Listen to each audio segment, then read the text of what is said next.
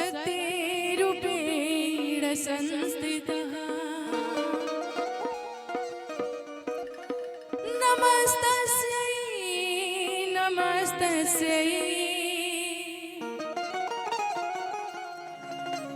नमस्तस्यै नमो नमः।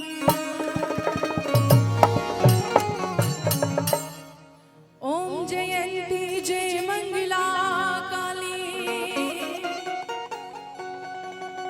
भद्रकाली कपालिनी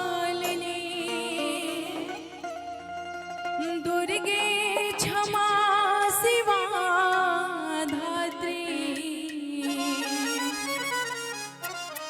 स्वाहा सदा नमस्तुते। मैं चाहूंगी यहाँ पर जितने भक्तगण बैठे हुए हैं एक बार सभी लोग दोनों हाथ ऊपर उठाएंगे जहां तक हमारी आवाज आती है। प्रेम से बोलिए सच्चे दरबार की। और एक बार जोरदार ताली बजाकर भैया को आशीर्वाद देंगे जिनका आज जन्मोत्सव है। जोरदार ताली बजाइए सभी लोग।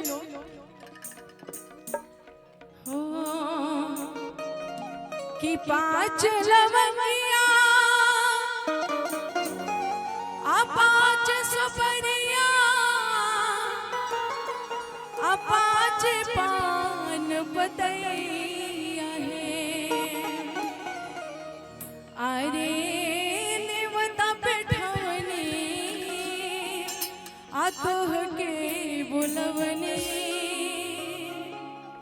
आई देवी मैया है। और जितने हमारे यूट्यूबर भाई उनके लिए भी एक बार जोरदार ताली बजा दीजिए। मिठाई लाल आइए कि पांच लवंगिया पांच सुपरिया पांच पान पतैया क्या बात है। पांच लवंगिया पांच सुपरिया पांच पान पतैया अरे नेवता बैठवनी तोह के बुलवनी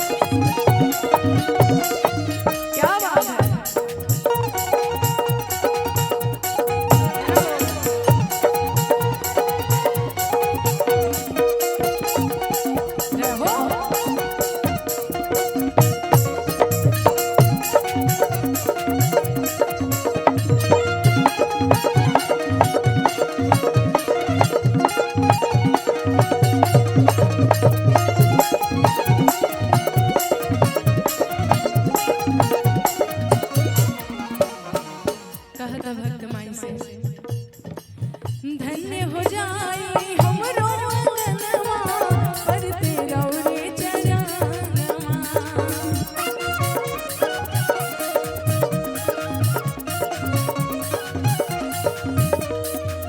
धन्य हो जाए हमरो अंगनवा पर तेरा रे चरणवा।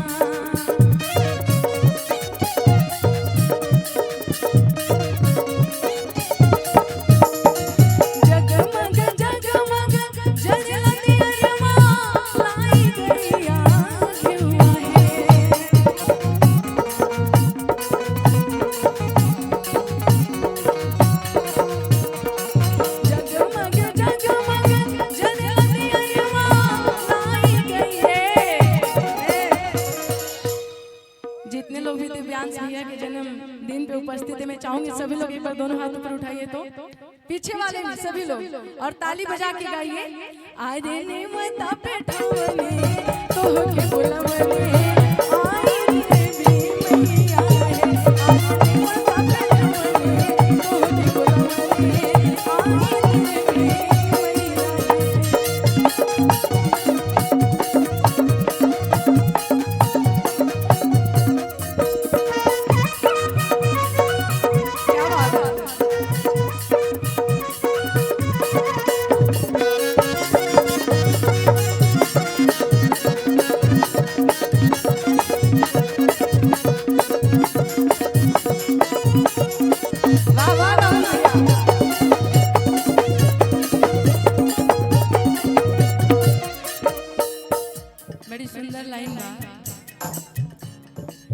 गैया के गोबरा से हम होने पवने आपन घरवा अंगनवा।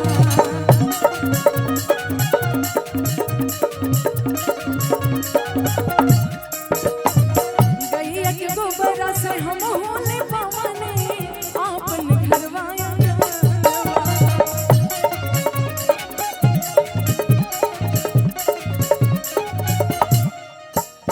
जगमग जगमग जरला दियवा लाई गैया भिउआ है।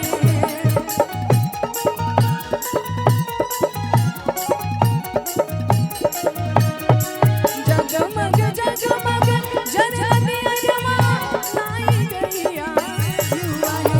अरे नेवता के ठवने तोहके बुलवने आई देवी मैया है। अरे नेवता के ठवने तोहके बुलवने आई देवी मैया है। अरे नेवता पे ठवने तोहके बुलवने आई देवी मैया है। अरे नेवता पे ठवने तोहके बुलवने।